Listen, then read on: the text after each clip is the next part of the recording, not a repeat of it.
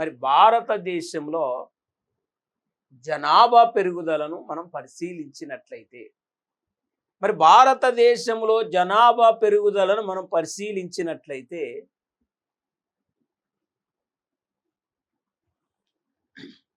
భారతదేశంలో జనాభా పెరుగుదలను మనం 4 దశలుగా విభజించవచ్చు.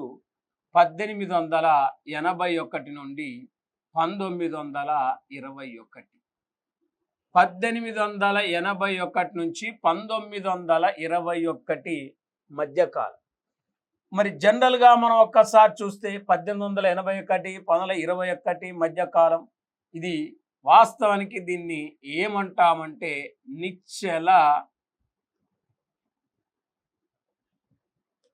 జనాభా స్థితి అంటాం. మరి నిశ్చల జనాభా స్థితి అంటే భారతదేశంలో 1881 1921 దశను ఏమని పిలుస్తారంటే స్టాగ్నేషన్ స్టేజ్ అంటారు.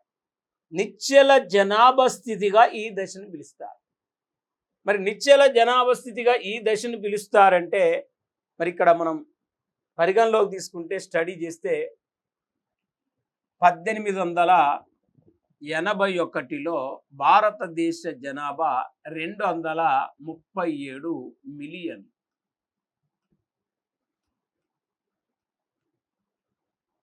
2021 నాటికి భారతదేశ జనాభా మనం తీసుకుంటే 251 మిలియన్.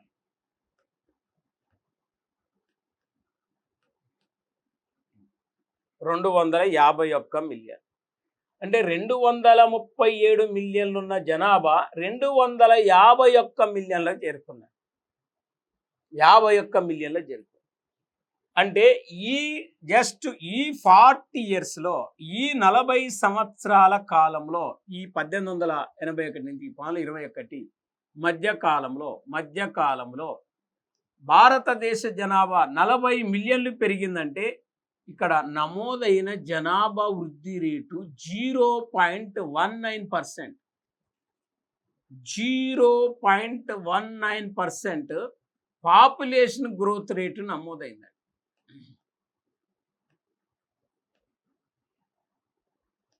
పాపులేషన్ గ్రోత్ రేటు నమోదైంది. అంటే 1881 నుండి 1921 మధ్య కాలంలో భారతదేశంలో పెరిగిన జనాభా కేవలం 40 మిలియన్. 230 ఏళ్ళకి వెళ్ళి 251 తీసేస్తే 251 237 14 7 4 1 5 251 కేవలం 14 మిలియన్లు. 40 మిలియన్లు కాదు, 14 మిలియన్లు.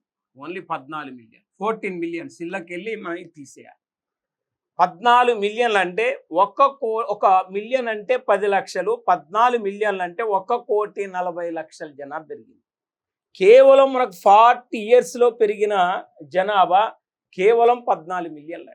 అంటే ఇక్కడ 1881 నుంచి 1881 1891 మరి 1901 1921 40 ఇయర్స్ డికేట్స్.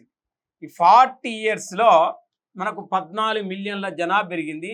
ఇక్కడ మనకు వాస్తవానికి మనకు జనాభా వృద్ధి రేటు 0.19%గా నమోదైంది. కాబట్టి మనకు ఈ 1881 1921 సంవత్సరాన్ని భారతదేశ చరిత్రలో గొప్ప విభాజక, అంటే మనకు జనాభా పెద్దగా పెరగలేదు కాబట్టి కాన్స్టాంట్గా ఉంది కాబట్టి ఈ డికేడ్ను ఏమంటామంటే స్టాగ్నేషన్ స్టేజ్, నిశ్చల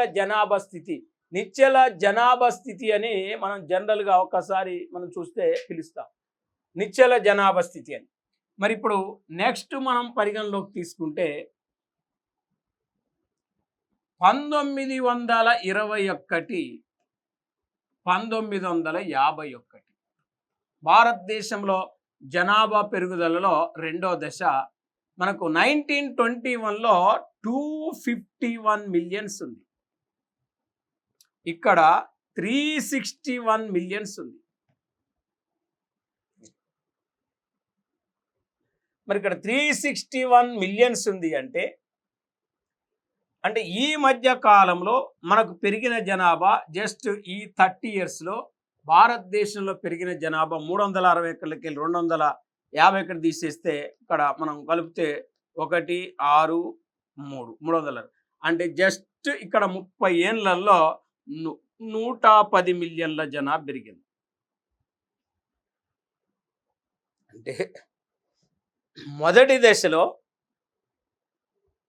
1,40,00,000 జనాభా పెరగటానికి 40 సంవత్సరాలు పడితే ఇక్కడ రెండో దశలో 30 సంవత్సరాల్లోనే 110 మిలియన్లు అంటే 11 కోట్ల జనాభా పెరిగింది. 11 కోట్ల జనాభా ఇక్కడ క్లియర్గా పెరిగినట్టు మనకు కనపడుతుంది. మరి 11 కోట్ల జనాభా పెరిగింది అని ఇక్కడ మనకు స్పష్టంగా క్లియర్గా మనకు అర్థమైంది. జనరల్గా మనం చూస్తే స్టడీ చేస్తే 110 మిలియన్. ఈ దశకు ఏమని పేరు పెట్టినామంటే స్థిర వృద్ధి దశ. స్థిర వృద్ధి దశ. స్థిర వృద్ధి దశ.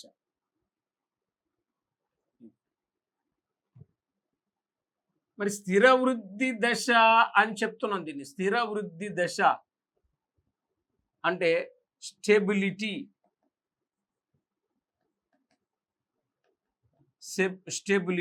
స్టేజ్. స్టెబిలిటీ స్టేజ్ స్థిర వృద్ధి దశ అని చెప్తున్నాం, రెండో దశ. మరి స్థిర వృద్ధి దశగా రెండో దశను చెప్పుకుంటున్నాం. మరి ఈ పీరియడ్లో మన దేశంలో పెరిగిన జనాభా వృద్ధి రేటు కేవలం 1.22% పెరిగింది. పాపులేషన్ గ్రోత్ రేట్ అంటే పాపులేషన్ గ్రోత్ రేట్ మనం తీసుకుంటే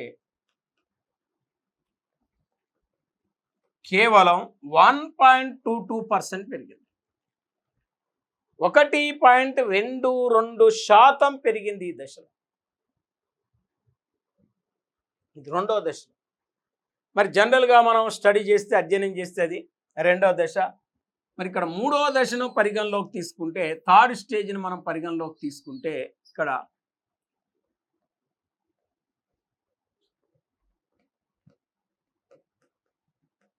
1951 నుంచి 1981. మరి 51లో 361 మిలియన్లు ఉంటే ఇక్కడ 683 మిలియన్లు. అంటే జస్ట్ ఈ 30 ఇయర్స్లో మనం చూస్తే 322 అంటే 6 2 8 6 3 3 6 అంటే దాదాపు ఈ 30 ఇయర్స్లో 322 మిలియన్లు పెరిగింది. అంటే 1951 నుంచి 1981 మధ్యకాలంలో భారతదేశంలో పెరిగిన జనాభా ఎంత అంటే 322 మిలియన్స్. 322 మిలియన్స్ పాపులేషన్ పెరిగింది. 322 million.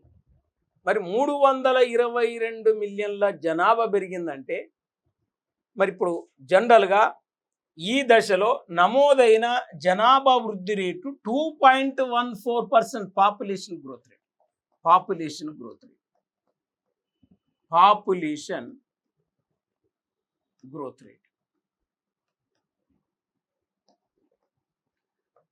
2.14%.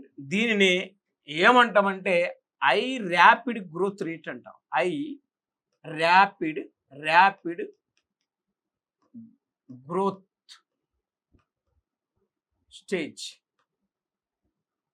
I rapid growth stage అంటాం. శీఘ్ర వృద్ధి దశ అని పిలుస్తారు. శీఘ్ర వృద్ధి దశ అని పిలుస్తారు దీన్ని. హై ర్యాపిడ్ గ్రోత్ స్టేజ్ అంటున్నాం. శీఘ్ర వృద్ధి దశ అని పిలుస్తున్నాం. మరి జనరల్గా మనం ఒక్కసారి పరిగణలోకి తీసుకుంటే 361 నుంచి 683 మిలియన్లు అంటే ఈ 10 yearsలో 322 మిలియన్స్ ఇంక్రీజ్ అయిందని చెప్తున్నాం. మరి 322 మిలియన్స్ ఇంక్రీజ్ అయిందని చెప్తున్నాం అంటే 2.14% పాపులేషన్ గ్రోత్ రేట్ పెరిగింది.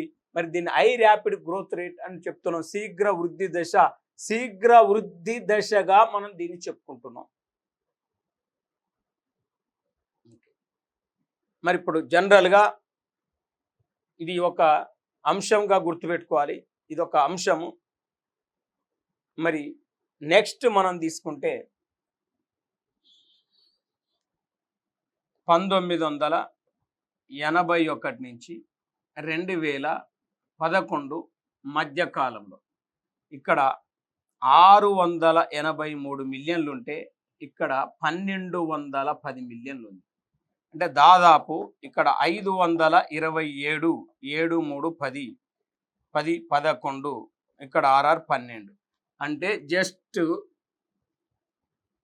ఈ 30 yearsలో ఇక్కడ 30 years, ఇక్కడ 30 years, ఇక్కడ 40 years, ఇక్కడ 40 yearsలో 14 మిలియన్ల జనాభా పెరిగితే ఇక్కడ 30 yearsలో మనకు 110 మిలియన్ల జనాభా పెరిగితే ఇక్కడ 30 yearsలో 322 మిలియన్ల జనాభా పెరిగితే ఇక్కడ 30 yearsలో 527 మిలియన్స్ పాపులేషన్ పెరిగింది. 527 మిలియన్ల జనాభా పెరిగింది. అంటే మనం ఇక్కడ ఒకసారి స్టడీ చేస్తే, మనం అధ్యయనం చేస్తే 527 మిలియన్లు అంటే దాదాపు ఈ 30 సంవత్సరాల కాలంలోనే మేజర్గా 52 కోట్ల పాపులేషన్ పెరిగింది. 52 కోట్ల పాపులేషన్ అంటే 52 కోట్ల జనాభా పెరిగిందంటే చూడండి ఈ 30 సంవత్సరాలు. మరి తగ్గుచున్న సాంకేతికాలతో సూచించే అధిక వృద్ధి రేటు అంటారు. Slow growth rate of high population stage అని 4వ దశను పిలుస్తారు. అదే మనకు 1981 నుంచి 2001 మధ్య జనాభా వృద్ధి రేటు 1.93 ఉంటే 1981 నుంచి 2011 మధ్య జనాభా వృద్ధి రేటు 1.77 ఉంటే 2011 నుంచి 2021 మధ్య జనాభా వృద్ధి రేటు 1.22% ఉంది. 1.12%. మరి 1.12%గా నమోదైంది 81-2001 మధ్య. 1.12% అంటే 81-2001 మధ్య 1.93 ఉంటే పాపులేషన్ గ్రోత్ రేట్, 81-2011 మధ్య 1.77 ఉంటే 2011-21 మధ్య 1.12% ఉంటుందని అంచనా వేయటం జరిగింది. అంటే ఇప్పుడు భారతదేశంలో జనాభా పెరుగుదలను మనం 4 దశల్లో చెప్పుకోవటం జరిగింది. ఇప్పుడు ఒక్కసారి మనం చూస్తే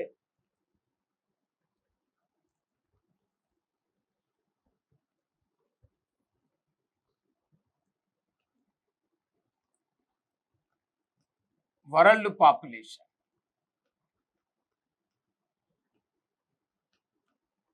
ప్రపంచ జనాభా 1804లో 100 కోట్లు. 100 కోట్లు 1804. జనరల్గా మనం పరిగణలో తీసుకుంటే 1987 జూలై 11 నాటికి ప్రపంచ జనాభా కరెక్ట్గా 500 కోట్లై. 500 కోట్లై. ఎప్పుడైతే 1987 జూలై 11వ తారీఖు నాడు ప్రపంచ జనాభా కరెక్ట్గా 500 కోట్లయిందో ఆ సంవత్సరం నుంచే మనం ప్రతి సంవత్సరం జూలై 11న ప్రపంచ జనాభా దినోత్సవం జరుపుకుంటున్నాం. వరల్డ్ పాపులేషన్ డే జరుపుకుంటున్నాం. జూలై 11 యొక్క ప్రాముఖ్యత ఏంటంటే ప్రపంచ జనాభా దినోత్సవం, వరల్డ్ పాపులేషన్ డే. మరి జూలై 11 నుంచి మనం జరుపుకుంటున్నాం అని చెప్తాం. ఇక్కడ మనం పరిగణలోకి తీసుకుంటే స్టడీ చేస్తే ఇది నెక్స్ట్ మనం 1999 అక్టోబర్ 12 నాటికి ప్రపంచ జనాభా కరెక్ట్గా 600 కోట్లయింది. 2011 అక్టోబర్ 31 నాటికి ప్రపంచ జనాభా కరెక్ట్గా 700 కోట్లయింది. 2011 అక్టోబర్ 31 నాటికి ప్రపంచ జనాభా 700 కోట్లయింది. భారతదేశంలో చూడండి, ఉత్తరప్రదేశ్ రాష్ట్రంలో దేనార్ అనే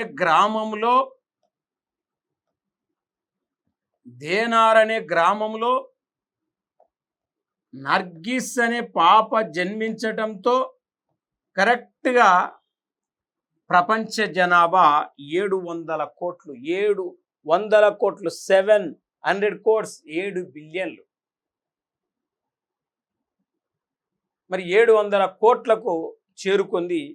వాస్తవానికి ఇదే 2011 అక్టోబర్ 31న ఫిలిప్పైన్స్ రాజధాని మనీలాలో డానీ కాముక్ అనే ఒక పాప కూడా పుట్టింది. డానీ కాముక్ అనే ఒక పాప పుట్టడంతో కూడా ప్రపంచ జనాభా 700 కోట్లయిందని అనౌన్స్ చేసినప్పటికీ కూడా నర్గిస్ పాపను మాత్రమే అనౌన్స్ చేయటం జరిగింది.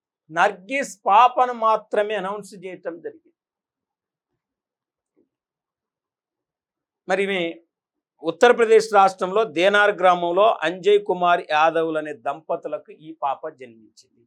మరి ఈ పాప జన్మించడంతో కరెక్ట్గా 700 కోట్లయింది అని మనం చెప్పుకుంటున్నాం. మరి ఇది ఒక అంశం. 2050 నాటికి 2050 నాటికి ప్రపంచ జనాభా 920 కోట్లకు చేరుకుంటుంది. 20 కోట్లకు చేరుకుంటుందని అంచనా. 2050 నాటికి ప్రపంచ జనాభా 920 కోట్లకు చేరుకుంటుందని అంచనా. మరి జనరల్గా మనం చూస్తే 2011 జనాభా లెక్కల ప్రకారం మనం చూస్తే ప్రపంచంలో జనాభా పరంగా మనకు పెద్ద దేశాలు యాజ్ పర్ 2011 జనాభా లెక్కల ప్రకారం చైనా 134 కోట్లు, అంటే 1341 మిలియన్లు. 1341 మిలియన్లు అంటే 134 కోట్లు యాజ్ పర్ 2011 జనాభా లెక్కలు. ఇండియా 1210 మిలియన్లు అంటే 121 కోట్లు. అమెరికా 308 మిలియన్లు అంటే 30 కోట్లు. ఇండోనేషియా 237 మిలియన్లు 23,76,00,000. బ్రెజిల్ 190 బిలియన్లు అంటే 19,07,00,000. పాకిస్తాన్ 184 మిలియన్లు 18,48,00,000. బంగ్లాదేశ్ 164 మిలియన్లు అంటే 16,44,00,000. నైజీరియా 158.3 మిలియన్లు అంటే ఇక్కడ వాస్తవం 15,83,00,000. రష్యా 140 అంటే 14 కోట్లు. Number 1, number 2, number 3, number 4, number 5, number 6, number 7, number 8, number 9. Russia 12 కోట్లతో, రష్యా మరి వాస్తవం 14 కోట్లతో 9వ ప్లేస్లో ఉంటే జపాన్ 12 కోట్లతో 10th ప్లేస్లో ఉంది. యాజ్ పర్ 2011 జనాభా లెక్కల ప్రకారం ఇది ప్రపంచంలో జనాభా పరంగా పెద్ద దేశాలు. ఇప్పుడు అదే మనం 2011 జనాభా లెక్కలు మనం తీసుకుంటే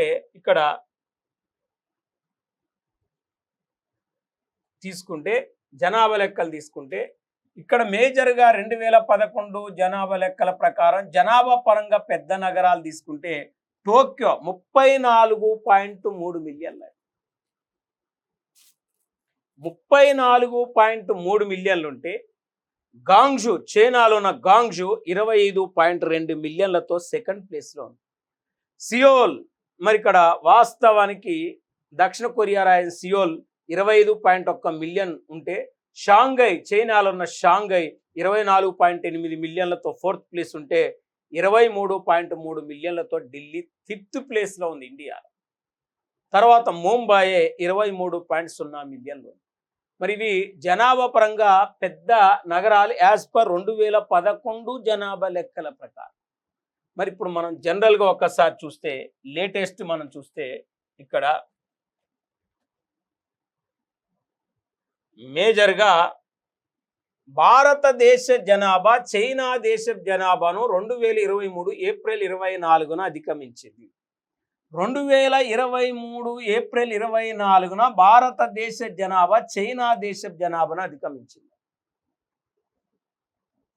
పాపులేషన్ రిఫరెన్స్ బ్యూరో అమెరికా వాళ్ళ సర్వే 2050లో అధిగమిస్తుందని చెప్తే, యుఎన్ఓ 2028లో అధిగమిస్తుందని చెప్తే, కానీ ఇక్కడ వాస్తవానికి మనం 2023 ఏప్రిల్ 24నే భారతదేశ జనాభా చైనా దేశ జనాభాను అధిగమించింది. అప్పుడు మన దేశ జనాభా 142 కోట్లు 57 లక్షలు 142 కోట్ల 57 లక్షల 75,850 అంటే 142 కోట్ల 57 లక్షల 75,850. భారతదేశ జనాభా చైనా దేశ జనాభాను మరి ఎప్పుడు అధిగమించింది? 2023 ఏప్రిల్ 24 అంటున్నాం. మరి 142 కోట్ల 57 లక్షల 75,850 కోట్లు అండి. ఇది మన జనరల్గా చూస్తే.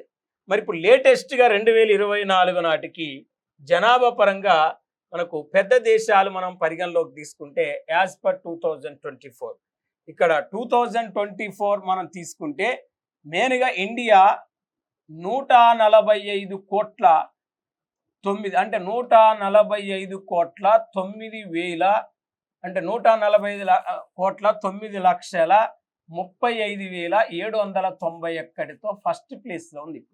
ప్రపంచంలో జనాభా పరంగా పెద్ద దేశం ఏంటంటే ఇప్పుడు ఇండియా లేటెస్ట్, కానీ 11 ప్రకారం చైనా సెకండ్, ఇండియా. ఇప్పుడు మనం చైనాని తీసుకుంటే 141 కోట్ల 93 లక్షల 141 కోట్ల 93 లక్షల 21,278 చైనా.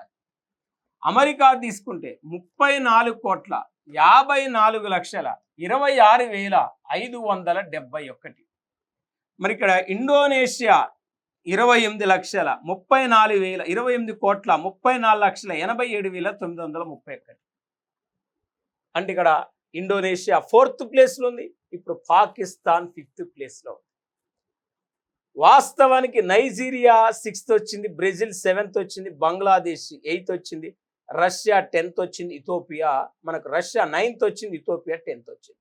అంటే first India, 2 China, 3 America, 4 Indonesia, 5 Pakistan, 6 Nigeria, 7 వాస్తవానికి Brazil, 8 Bangladesh, 9 Russia, 10 Ethiopia. Top 10 దేశాలు. అంటే ఇప్పటికి పాకిస్తాన్ చూడండి 25 కోట్ల 12 లక్షల 69,164 ఉంది. నైజీరియా చూస్తే మనం 23 కోట్ల 26 లక్షల 79,470 ఉంది.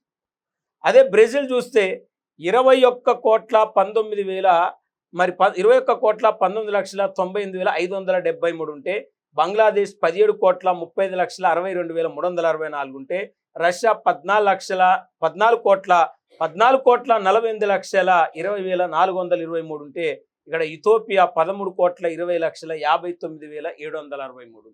అంటే టాప్ 5 దేశాలు: 1 India, 2 China, 3 America, 4 Indonesia, 5 Pakistan. ఇవి ప్రపంచంలో ప్రజెంట్ జనాభా పరంగా పెద్ద దేశాలు. ప్రజెంట్ అదే మనం ఒక్కసారి తీసుకుంటే, మరి జనరల్గా మనం ఒక్కసారి తీసుకుంటే జనాభా పరంగా చిన్న దేశాలు మనం తీసుకుంటే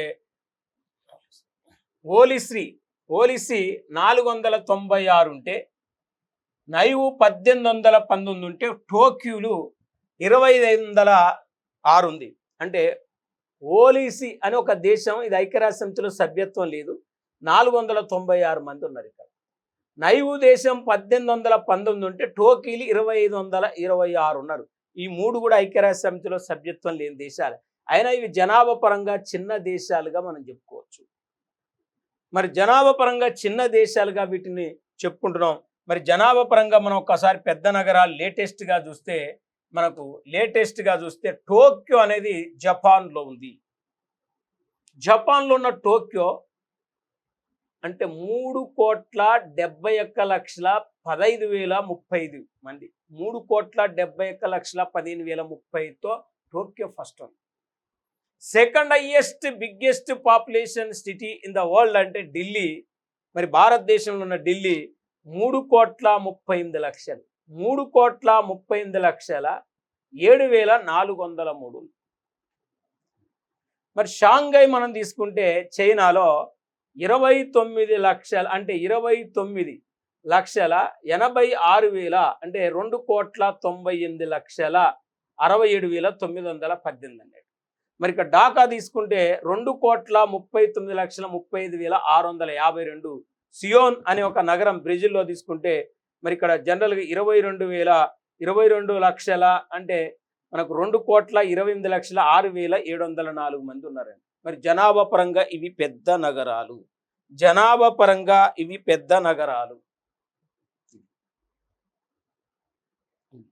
ఇప్పుడు ఒక్కసారి మనం చూస్తే ఇండియా పాపులేషన్ ఇప్పుడు చదివాను.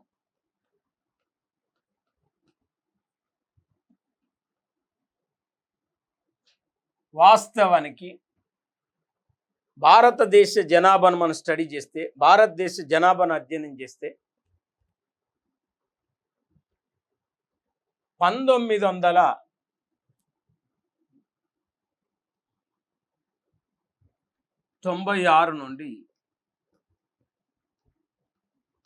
2051 మధ్యకాలం దేశవ్యాప్తంగా 712 మిలియన్ల జనాభా పెరుగుతుందని అంచనా.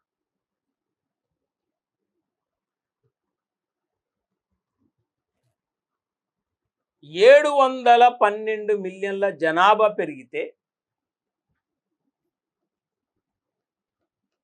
బీమారు స్టేట్లో 472 మిలియన్ల జనాభా పెరుగుతుంది. బి అంటే బీహారు, మా అంటే మధ్యప్రదేశ్, రా అంటే రాజస్థాను, ఊ అంటే ఉత్తరప్రదేశ్. దేశం మొత్తం మీద 712 మిలియన్ల జనాభా పెరిగితే టోటల్ ఇండియా మొత్తం మీద పెరిగే జనాభా ఈ మధ్య కాలంలో పెరిగేది ఓన్లీ 712 మిలియన్లు అయితే, అన్ని రాష్ట్రాలు కేంద్రపాలిత ప్రాంతాలు కలుపుకుంటే ఓన్లీ ఈ 4 రాష్ట్రాల 472 మిలియన్లు పెరుగుతుంది. దేశవ్యాప్తంగా 71 కోట్లు పెరిగితే, ఈ 4 రాష్ట్రాలు 47 కోట్లు పెరిగితే, ఒక్క ఉత్తరప్రదేశ్ రాష్ట్రంలోనే ఈ మధ్య కాలంలో 284 మిలియన్స్ అంటే 28 కోట్ల జనాభా పెరుగుతుంది. జస్ట్ 1996 నుంచి 2051 మధ్య ఉత్తరప్రదేశ్ రాష్ట్రంలో 284 మిలియన్లు అంటే ఒక్క ఉత్తరప్రదేశ్ రాష్ట్రంలోనే మనకు 284 అంటే 28 కోట్ల జనాభా పెరుగుతుందని ఇక్కడ మనకు అంచనా వేయటం జరిగింది, ఎస్టిమేషన్ వేయటం జరిగింది. మరి అంచనా వేయటం జరిగింది, ఎస్టిమేషన్ వేయటం జరిగిందని చెప్తున్నాం. ఇంత జనాభా పెరుగుతుంది జస్ట్ ఈ స్టేట్లో.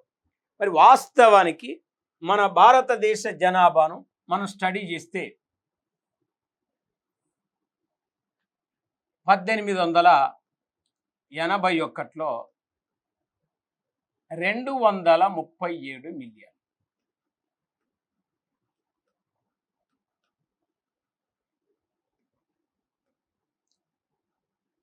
1921లో 251 మిలియన్.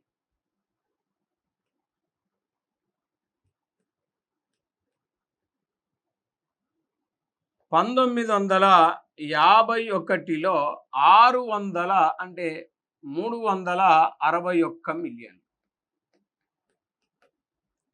1981లో 683 మిలియన్. 2001లో 1027 మిలియన్. 2011 సంవత్సరంలో ఎంత అంటే 1210 మిలియన్. మనకు 2021 జనాభా లెక్కలు అందుబాటులో లేవు. మరి ఇప్పుడు మన దేశంలో జనాభా అనేది పెరుగుతుంది. భారతదేశంలో జనాభా అనేది ఈ విధంగా పెరుగుతుంది. What are the causes of population increasing of population India? What are the causes of increasing of population India? భారతదేశంలో జనాభా పెరుగుదల కారణాలు ఏంటి? అసలు భారతదేశంలో జనాభా పెరగటానికి కారణం ఏంటిది అని అడుగుతారు. మరి మనకు రీసెంట్గా భారతదేశంలో జనాభాను తగ్గించడానికి తీసుకుంటున్న చర్యల మీద బిట్ వచ్చింది కాబట్టి మరి భారతదేశంలో జనాభా పెరగటానికి కారణాలు మనం చూస్తే జనాభా పెరుగుదల కారణాలు.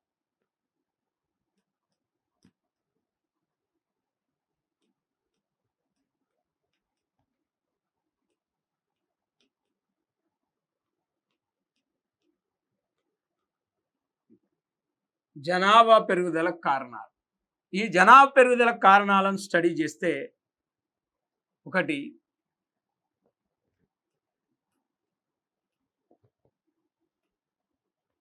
జనన రేట్ ఎక్కువ, 2 మరణ రేటు తక్కువ. అంటే హై బర్త్ రేట్,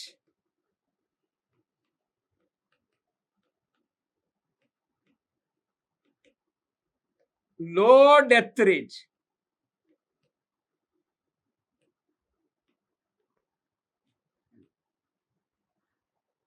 అంటే భారతదేశంలో జనాభా పెరగటానికి 2 కారణాలు ఉన్నాయి.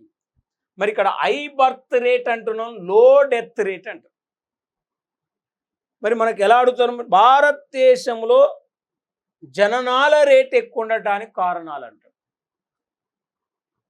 మరి మరణాల రేటు తక్కువ ఉండడానికి కారణాలు అంటారు. అన్నప్పుడు వాస్తవానికి మన దేశంలో జననాల రేటు ఎక్కువ ఉండటానికి కారణం ఏంటిది? అసలు ఎందుకు జననాల రేటు ఎక్కువ ఉంది అంటే జననాల రేటు ఎక్కువగా ఉండటానికి కారణం మనం పరిగణలోకి తీసుకుంటే ఒకటి ఆర్థిక కారణాలు,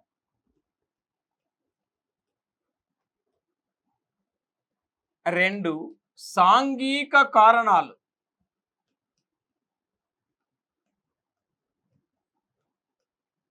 3 ఇతర కారణాలు.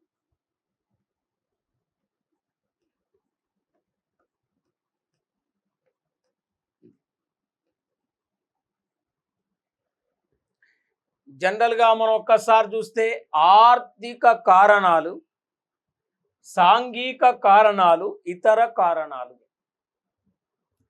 మరి economic causes, social causes and other causes. భారతదేశంలో బర్త్ రేట్ ఎక్కువ ఉండటానికి కారణాలు ఇవి. బర్త్ రేట్ ఎక్కువ ఉండడానికి కారణాలు మరి ఆర్థిక కారణాలు అంటున్నాం, సాంఘిక కారణాలు అంటున్నాం, ఇతర కారణాలు అంటున్నాం. మరి ఏంటి ఎకనామికల్ కాజెస్, ఏంటి సోషో కాజెస్, ఏంది అదర్ కాజెస్ అనేది మనం పరిగణలోకి తీసుకుంటే ఇక్కడ ఆర్థిక కారణాలు మనం ఫస్ట్ చదివితే వ్యవసాయ రంగ ప్రాధాన్యత, importance of agriculture sector, importance of agriculture sector, వ్యవసాయ రంగ ప్రాధాన్యత. అది ఎకనామికల్ కాజెస్. ఏ దేశంలో అయితే వ్యవసాయ రంగం మీద ఎక్కువ మంది ప్రజలు ఆధారపడి జీవిస్తారో ఆ వ్యవసాయ ప్రాధాన్యత గల కుటుంబాలు జనాభా పెరుగుదల ఆవశ్యకతను పట్టించుకోవు. దానివల్ల జననాల రేట్ అనేది ఎక్కువగా ఉంటుంది. మరి ఇక్కడ జనరల్గా ఇది చూస్తే మనం ఒక ఎకనామికల్ కాజెస్గా మనం రాసుకోవచ్చు. రెండోది లో అర్బనైజేషన్, తక్కువ నగరీకరణ, తక్కువ నగరీకరణ, తక్కువ నగరీకరణ, లో అర్బనైజేషన్, తక్కువ నగరీకరణ. మరి ఇక్కడ తక్కువ నగరీకరణ ఆర్థిక కారణమే. లో అర్బనైజేషన్ అంటున్నాం అంటే ఇక్కడ మనం మేజర్గా మనం గుర్తుపెట్టుకోవాల్సిన పాయింట్ ఏంటంటే, తక్కువ నగరీకరణ అనేది గుర్తుపెట్టుకోవాల్సింది ఏంటంటే, గ్రామీణ ప్రాంతాల నుంచి పట్టణ ప్రాంతాలకు వలస వచ్చే వాళ్ళు తక్కువ, నగరీకరణ ఎక్కున్నప్పుడు నగరీకరణ అంటే పట్టణ ప్రాధాన్యత గల కుటుంబాలు తక్కువ జనాభాకు ప్రాధాన్యత ఇస్తాయి. మరి గ్రామీణ ప్రాధాన్యత గల కుటుంబాలు జనాభా పెరుగుదల ఆవశ్యకతను పట్టించుకోవు. ఎక్కడైతే అర్బనైజేషన్ ఎక్కువ ఉంటుందో కుటుంబ ఖర్చులు ఎక్కువ ఉంటాయి కాబట్టి తక్కువ మంది పిల్లలకు జన్మనివ్వటం వల్ల జననాల రేట్ అనేది తగ్గుతుంది. మరి ఇక్కడ వాస్తవం తక్కువ నగరీకరణ కూడా మన దేశంలో జనాభా పెరగటానికి ఆర్థిక కారణం. జనరల్గా మనం చూస్తే పేదరికం, పావర్టీ,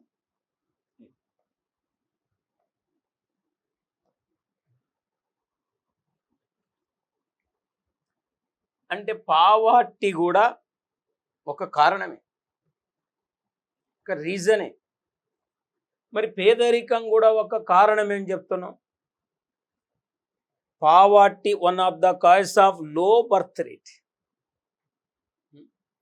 ఇక్కడ లో బర్త్ రేట్, తక్కువ పేదరికం ఉంటే బర్త్ రేట్ తక్కువ ఉంటుంది, పేదరికం ఎక్కువ ఉంటే బర్త్ రేట్ ఎక్కువ ఉంటుంది. ఎంత పేదరికం తగ్గితే అంత బర్త్ రేట్ తగ్గుతుంది. పేదరికం ఎంత ఎక్కువ ఉంటే బర్త్ రేట్ అంత ఎక్కువ ఉంటుంది. అంటే భారతదేశంలో పేదరికం ఉండటం కూడా ఇవాళ మన దేశంలో జననాల రేట్ ఎక్కువ ఉండటానికి కారణము. ఎందుకంటే పేదవాళ్ళు ఎక్కువ మంది పిల్లలను కంటే ఎక్కువ సంపాదన వస్తుందనే భావనతో ఎక్కువ మంది బిడ్డలకు జన్మనివ్వటం వల్ల మన దేశంలో జననాల రేట్ అనేది పెరుగుతుంది. జననాల రేటు పెరగటానికి పేదరికము, తక్కువ నగరీకరణ, వ్యవసాయ రంగ ప్రాధాన్యత, ఈ మూడు కూడా మనకు ఆర్థిక కారణాలుగా చెప్పుకోవచ్చు.